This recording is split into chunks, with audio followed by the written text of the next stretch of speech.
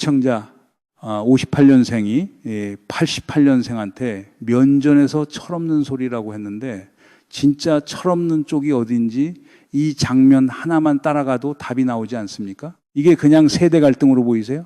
그렇게 읽으면 가장 중요한 층을 통째로 놓치는 겁니다. 어제 국민의힘 최고위원회에서 벌어진 그 풍경, 단순한 늙은 정치인의 꼰대짓이 아니에요. 12.3 비상계엄 이후 보수 진영 잔존 네트워크의 마지막 권력 장치가 백일화에 드러나는 장면이었습니다. 왜 장동혁 대표는 본인 사퇴 요구가 나온 바로 그 순간 갑자기 투표용지 부족 사태로 화제를 돌렸을까요?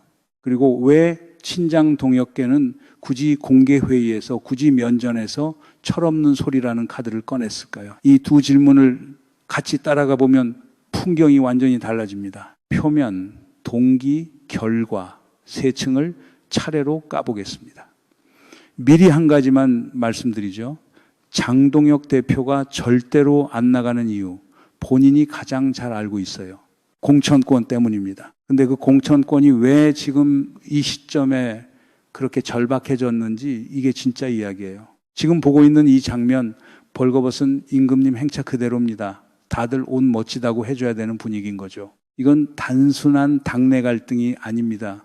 6.3 지방선거에서 광역단체장 16곳 중 12대 4로 갈렸어요. 그 직후 같은 시점에 우재준 청년 최고위원회 사퇴 요구가 공개회의장에서 터졌고 무소속 한동훈 의원의 저격이 본격적으로 시작됐고 대한과밀회 소속이시 보명 의원들이 집단 성명을 냈습니다. 이게 따로따로 일어났을까요? 이 정도 동시 타이밍이면 우연이라고 보기 정말 어려운 패턴이에요. 표면에서 보면 지방선거 책임론 다툼입니다. 한 층만 들춰보면 공천권 혈투고요. 두 층 들춰보면은 12.3 잔존 네트워크의 마지막 보루 문제예요. 그 마지막 보루가 바로 장동혁이라는 한 사람의 자리입니다. 지상파 뉴스만 보고 있으면 이 구도는 절대 안 보여요. 조광안이 꼰대짓 했다 정도로 처리하고 끝나거든요. 근데 이건 표면이고 진짜 그림은 따로 있습니다. 그 그림을 한 층씩 걷어내 보겠습니다. 자, 그러면 회의장 안으로 들어가 봅시다. 11일 국회 본관에서 열린 국민의힘 최고위원회 우재준 청년 최고위원이 마이크를 잡았어요. 지도부가 모두 사퇴하고 전당대회를 다시 열어서 재출마를 통해 평가를 받자 우리 모두 사퇴했으면 좋겠다. 본인까지 포함해서 지도부 전원 사퇴를 공개 제안한 것. 그러자 곧장 옆에 앉아있던 조광안 최고위원이 받았어요. 철없는 소리를 공개적으로 하는 것은 정치적으로 굉장히 미숙한 것 같습니다. 조광안 의원 58년생이에요. 우재준 의원이 88년생이고요. 면전에 두고 나이를 누른 거예요. 한마디로 꼰대짓을 한 겁니다. 아니 잠깐만요.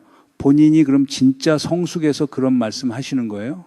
면전에 두고 철없다고 하는 거. 그게 정치적으로 가장 미숙한 화법이거든요. 개인적으로 만나서 얘기하면 될 일을 공개회의에서 마이크 잡고 같은 최고위원한테 이게 정상입니까? 조광안 의원 평민당 시절부터 정치 시작한 분입니다. 그 정치 궤적, 한 곳에 오래 머무르지 못한 패턴이 짙어요. 정치적 미래가 좁아질수록 거친 카드를 꺼내는 빈도가 올라가는 정치판에 자주 나오는 모양새죠. 손해볼 게 없는 사람이 가장 무섭다는 말. 정치 현장에서 자주 들리는 이유입니다. 그리고 진짜 짚어야 될 장면은 그 다음이에요. 회의장이 술렁이는 그 순간 장동혁 대표가 마이크를 잡았습니다. 본인 사퇴 요구가 나왔는데 본인은 답하지 않고 뭐라고 했냐. 원내 110명 의원께서 투표용지 부족 사태를 어떻게 해결할지에 대한 답을 먼저 주셔야 됩니다. 여러분 이거 한번 보세요. 회의장 안에서 본인 사퇴 요구가 나오는데 정작 본인은 답을 비켜갑니다. 그러고는 110명 의원들한테 먼저 답하라고 떠넘겨요. 이게 무슨 그림이에요? 사령탑이 부대원한테 먼저 작전 짜라고 하는 셈입니다. 청개구리 모두 가동 중이에요. 전문가들이 이렇게 가지 마시라고 하면 정확히 반대 방향으로 가는, 그리고 옆에서 김민수 최고위원도 같이 거들었어요. 비공개회 때 한 번도 제대로 참석하지 않으시는 분들이 여기서 당이 아니라 개인의 계파를 위해 뛰려고 합니까? 이게 무슨 얘기예요? 우재준 의원이 딴 의도가 있다는 식으로 친한계 색깔을 씌우려는 시도입니다. 발언의 내용이 아니라 발언자의 정파를 공격하는 거예요. 근데 솔직히 까놓고 말해서 이 회의장에서 진짜 개인의 계파를 위해 뛰는 사람이 누구입니까? 사퇴 요구를 받은 본인이 답하지 않고 옆에 앉은 두 최고위원이 동시에 발언자를 인격적으로 누르는 그림, 누가 봐도 지키려고 모인 라인업이잖아요. 비공개로 전환된 회의는 2분 만에 끝났습니다. 더 논의를 안 한 게 아니라 못한 거예요. 추가 발언이 나오면 더 깨질 게 뻔하니까.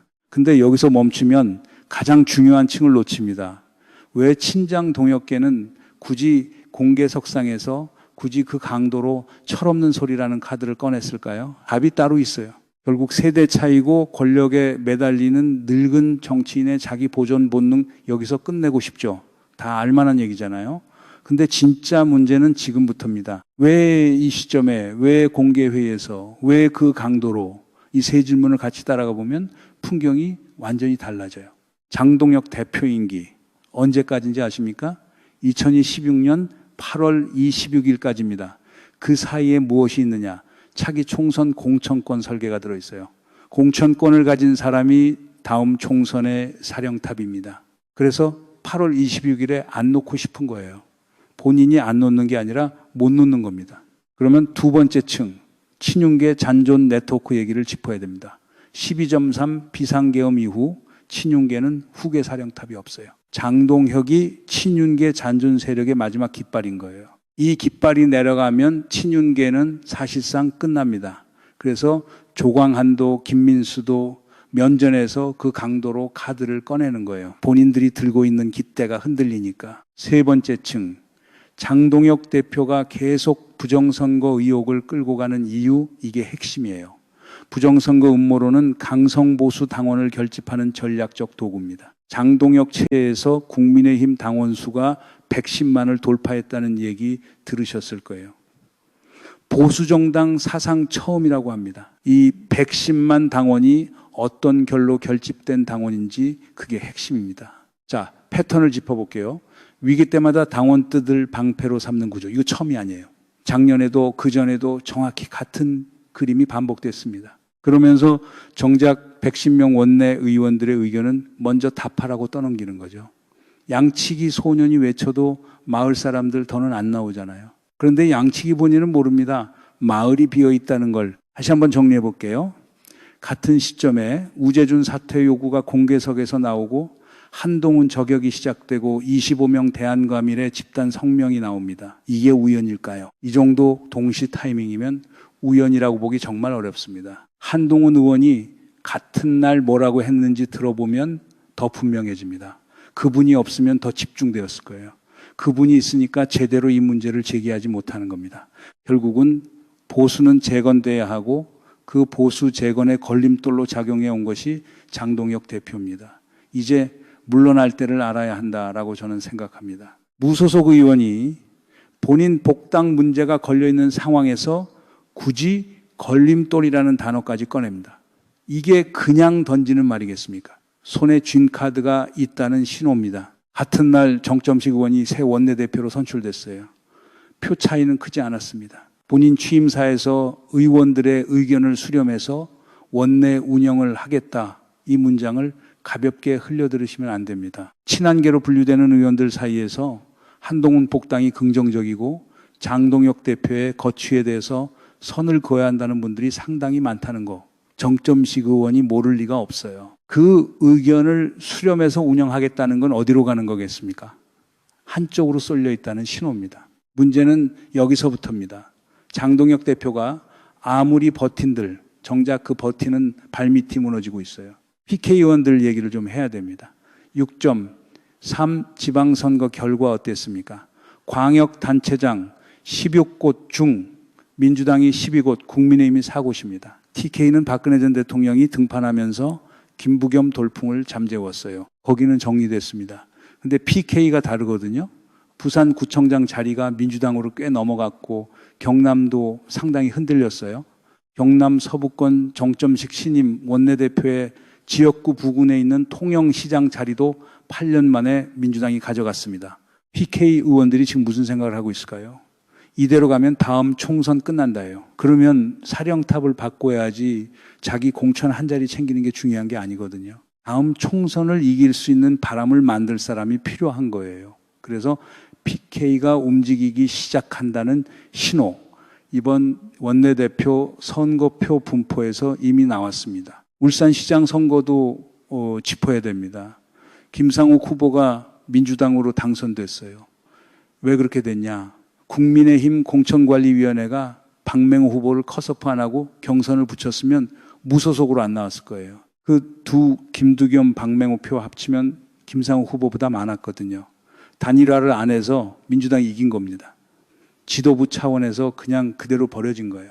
4년 전 지방선거에서도 비슷한 마인드가 있었던 자리고 그걸 안 풀어줬으니까 이게 단순한 컷오프 실수가 아니라 당이 한 단위로 움직이지 못한다는 신호입니다. 또 하나, 이번 지방선거 최대 패자가 누구냐는 여론조사. 미디어 토마토 조사에서 1등이 장동혁 30.3%, 2등이 정청래 25%, 3등이 조국 약 11%. 이걸 무협지에서 양패구상이라고 합니다. 둘이 싸우다 둘 다 패해서 둘 다 상처가 크게 입은 구조예요. 그런 다음에 옆에서 죽는 사람들이 따로 있다는 얘기죠. 자, 여기서 보수 측 반론을 하나 짚어볼게요. 국민의힘에서는 이런 얘기가 나옵니다. 당 지지율이 올랐다. 조원 CNI 조사에서 국민의힘이 41.6, 민주당이 40.4로 역전됐다. 그러면서 국민이 보수에 힘을 실어주고 있다고 해석을 하는 거예요. 지지율 점 2%포인트 차이 잡았다고 그렇게 해석하는 거 같은 매체들이 1년 전 윤석열 정부 지지율이 떨어졌을 때는 무슨 말 했는지부터 짚어야 됩니다. 그때는 국정 운영 동력 상실이라고 했어요. 똑같은 강도의 변동을 본인들 편할 때만 다르게 해석하는 거죠. 원래 야당은 정부 임기 2년 차쯤 되면 지지율이 회복되는 일반적 패턴이 있어요. 이걸 본인들 정책 잘해서 옳은 거라고 읽는 건 데이터를 본인 편에 맞게 자르는 겁니다. 호랑이 곶감 얘기하시죠? 곶감만 보여주면 호랑이가 도망간다는. 근데 호랑이는 진작에 떠났거든요. 이게 말이 됩니까? 110만 당원 명분으로 사퇴 거부하면서 정작 110명 원내의원들한테는 먼저 답해라 그러는 거. 이건 책임을 위임이 아니라 떠넘기는 거잖아요. 원내 110명한테 먼저 답하라는 당대표라. 이거 자충수 중에서도 진짜 망신살 뻗치는 자충수예요. 본인이 본인 발에 걸린 그림인데 본인만 그걸 모릅니다. 보수 주류 매체들이 이 부분을 거의 다루지 않는 건 더 이상 우연이라고 보기 어렵습니다. 대표 사퇴 요구가 있었다 정도로 처리하고 끝내거든요. 근데 이게 핵심이 아니라는 거예요. 여러분은 지금 보고 계시잖아요. 지금 국민의힘 내 개혁파 모임, 대한과밀의 소속 의원들은 어떻게 움직이고 있냐. 정점식 신임 원내대표를 만나서 제발 장동혁 사퇴 안건을 의제로 올리는 의원총회 좀 열어주세요 하고 호소하고 있습니다. 정점식 원내대표는 주말까지 고민하겠다고 답했어요. 이 답 어떻게 읽어야 합니까? 안 한다가 아니라 고민한다예요. 신임 원내대표가 취임 첫 주에 던지는 시그널이 이 정도라면 흐름이 어느 쪽으로 기우는지 본인이 이미 감지하고 있다는 뜻입니다. 거기다가 이거 짚어야 됩니다. 국민의힘 당원당규상 선출직 최고위원 5명 중 4명이 일괄 사퇴하면 지도부가 자동 해산되고 비대위 체제로 전환됩니다. 우재준 청년 최고위원, 양양자 최고위원이 본인 사퇴까지 열어두고 있어요. 신동욱 최고위원도 당내 의견이 모이면 따를 가능성이 적지 않다는 보도가 나왔습니다. 그러면 김재원 최고위원 한 분의 결단에 따라 장동혁 대표가 본인 의지와 무관하게 끌어내려질 수 있는 구조가 이미 작동을 시작했다는 얘기예요. 그럼 진짜 그림이 뭐냐?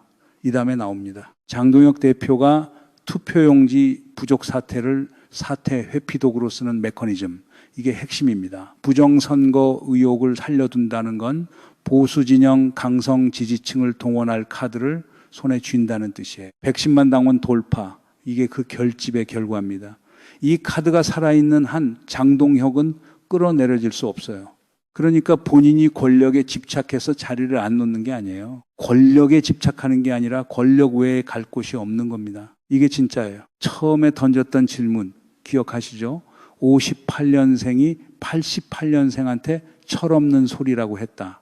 진짜 철없는 쪽이 어디인가? 이제 답이 보이실 겁니다. 갈 곳 없는 사람이 가장 무서운 법이거든요. 갈 곳이 없으니까 면전에서 그 말이 나오는 거예요. 손해볼 게 없으니까 카드를 그렇게 거칠게 꺼내는 겁니다. 여러분이 처음부터 이거 뭔가 이상하다고 느꼈던 그 감각, 그게 정확했던 거예요. 단순한 세대 갈등이 아니라 정치적 막다른 골목에 몰린 사람들의 마지막 발버둥입니다. 자, 여기서 보수 측의 또 다른 반론을 짚어볼게요. 이준 미디어 대변인이 이런 얘기를 하더라고요. 내란 프레임을 1년 내내 끌어왔다. 국민이 피로감을 느끼고 있다. 그래서 지지율이 회복된 거다. 그 피로감이 진짜였다면 왜 6.3 지방선거에서 광역단체장 12대 4로 갈렸을까요? 피로감이 정말 컸다면 그 비율이 그렇게 나오기 어렵거든요. 내란 프레임 피로감이 아니라 12.3 책임 규명이 끝나지 않았다는 국민적 미완료감. 이게 더 정확한 진단입니다. 12.1 이 데자뷰 보는 셈이에요. 1979년 그 새벽 풍경이 아직 정리되지 않았다는 그 미완의 청구서를 우리가 지금도 받고 있는 겁니다. 12.3은 12.12의 직계 계승자이고 그 청구서가 닫히지 않은 상태에서 보수 진영이 진짜로 재편될 수 없다는 얘기예요. 결국 우리가 보고 있는 게 뭡니까? 12.3 비상계엄 이후 한국 정치가 마주한 가장 큰 미완, 보수 진영의 책임 정리가 어디까지 갔는가? 그 거대한 질문이 장동혁이라는 한 사람의 거취 문제로 압축돼서 나타나고 있는 겁니다. 좀 더 까놓고 말하면 이건 선거평가 다툼이 아니라 공천권 혈투입니다. 누가 차기 당대표가 되든 그 사람은 다음 총선 공천권을 행사할 수 있어요. 그래서 본인이 생각하는 세력, 본인의 계파, 본인이 미는 인물이 당대표가 돼야 한다는 절박함이 있는 거고요. 그러기 위해서는 상대 세력을 밀어내야 하는 부분이 분명히 있는 겁니다. 여기서 핵심 변수가 영남권 의원들이에요. 이른바 언더진이라고 불리는 박근혜, 윤석열을 거치면서 공천을 받아온 영남권 보수 의원들. 이분들이 어느 쪽 손을 들어주느냐, 이게 사실상 다음 국면을 결정합니다. PK에서 지방선거 결과가 그렇게 갈렸으니 이분들의 판단도 달라지고 있을 거예요. 과거 친윤이었으나 앞으로 친한이 될 수 있다. 이런 수신호가 이미 오가기 시작한다는 얘기가 흘러나옵니다. 그러니까 이게 단순한 정치 다툼이 아니에요. 목숨줄이 걸려있는 싸움입니다. 공천권이라는 목숨줄이요. 여기에는 가족도 없습니다. 그냥 끝까지 싸워서 이겨내는 부분밖에 없는 거예요. 장동혁이 버틴다. 친윤계 잔존 네트워크가 유지됩니다. 한동훈이 복당한다. 국민의힘 구조가 재편되면서 친윤계가 약화됩니다. 그래서 이건 단순히 대표 한 명 바꾸는 얘기가 아니에요. 12.3 이후 보수 진영이 그 책임을 어떻게 정리할 것인가. 그 거대한 청구서가 지금 일어나고 있는 겁니다. 물론 민주당도 패자라는 거, 양패구상 데이터가 보여줘요. 정청래 대표도 25% 패자고요. 근데 그 책임을 묻는 강도와 보수 진영 내부의 12.3 책임을 묻는 강도를 같은 매체들이 어떻게 다루는지 비교해 보세요. 같은 매체 맞나 싶을 정도로 온도가 다릅니다. 한쪽은 내홍이라고 다른 쪽은 정쟁이라고 부르거든요. 12.3 비상계엄 책임 규명 아직 마무리되지 않았어요. 그 청구서가 닫히기 전에는 친윤계도 한동훈계도 진짜로 정리될 수 없습니다. 그게 지금 풍경의 본질이에요. 본인이 권력에 집착이 강해서 자리에 있는 게 아니라 자리를 떠나면 보호받을 수 있는 네트워크가 사라진다는 그 구조를 본인이 가장 잘 아는 거예요. 그래서 끌어내려도 다시 들어오고 또 끌어내려도 다시 들어오는 그림이 반복될 가능성 솔직히 작지 않습니다. 그리고 장동혁 대표 입장에서 정말 무서운 게 뭔지 아세요? 8월 26일에 임기가 끝나면 공천권이 없어진다는 점이에요. 공천권이 없어지면 본인이 들고 있는 카드의 절반이 사라집니다. 그래서 어떤 방식으로든 연임의 판을 깔 가능성이 거론되고 있어요. 본인이 연임하면 다른 데도 따라서 연임을 해야 되는 쌍대 이론으로 가기 어려운 구조라 더 어렵긴 합니다. 그래도 갈 곳이 없는 사람의 발상은 우리 일반의 상식보다 훨씬 멀리 갑니다. 한 장면 짚고 가시죠. 한동훈 의원이 무소속이긴 한데 의원실 배치가 국회 본관 10층이에요. 거기 국민의힘 의원들이랑 가까운 동선이라는 거 아십니까? 원래 전용기 의원 방이었는데 전용기 의원이 빼주고 같은 층으로 올라간 거예요. 인근에는 배현진, 김형동 같은 친한계 의원들이 둥지를 틀고 있고요. 공간 정치에 이거 보이지 않게 라인업이 짜이고 있다는 신호입니다. 그래서 이게 끝났다고 보긴 정말 어렵습니다. 오히려 지금부터가 더 위험해질 수 있어요. 그러면 진짜 질문은 이겁니다. 장동혁 한 사람이 자리에서 내려간다고 12.3 비상계엄의 청구서가 마감되는 게 아니라면 그 청구서를 어디까지 들춰야 보수 진영이 진짜로 정리될 수 있을까요? 그리고 그 정리가 끝나기 전에 한국 정치는 다음 총선을 맞이할 수 있을까요? 이건 한 사람의 거치가 아니라 한 시대의 정리 문제예요. 그리고 그 정리가 끝날 때까지 우리는 이런 철없는 소리 풍경을 계속 보게 될 겁니다. 이 흐름이 어디로 가는지 다음 주 정점식 원내대표의 결단까지 그리고 8월 26일 장동혁 임기까지 같이 추적하시려면 구독 부탁드립니다. 다음 국면 놓치지 않으시려면 알림 설정까지 같이 해주세요. 여러분들 이 사안을 어떻게 생각하십니까? 여러분들의 견해를 댓글로 많이 남겨주시기 바랍니다. 감사합니다.